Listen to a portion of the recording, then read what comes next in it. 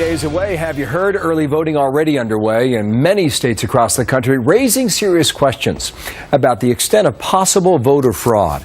Eric Sean's on that story live in our newsroom here in New York. Should they be concerned? Is there any reason, Eric? Well, it seems that some voter fraud cases are already piling up this election season. Take Tennessee.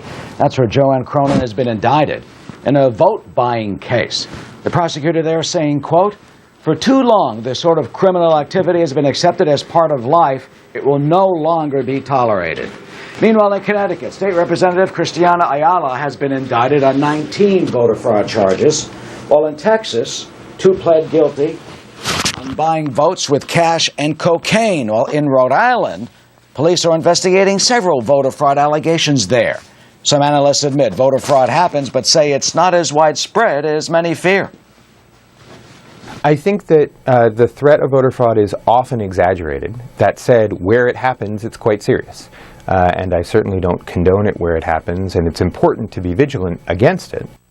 Well, the Maryland voter watchdog group is suing that state, accusing it of letting tens of thousands of non-citizens illegally vote, Bill. So what are the authorities saying about this? What would they do to stop voter fraud? Well, there are a variety of actions they can take, and election officials say they are ready. We talked to Nevada Secretary of State Ross Miller. He's a Democrat and has long investigated voter fraud. Miller prosecuted the activist group Acorn for illegal voter registrations and other cases. He says he started an election integrity task force. That is a model, he says, for the nation, noting voter fraud threatens the very fabric of our democracy. There's nothing more sacred than maintaining integrity in the electoral process to make sure that people have confidence in the democratic process. So you have to have a very diligent system set up to make sure that you can detect fraud where it happens and go after those individuals that commit those crimes aggressively.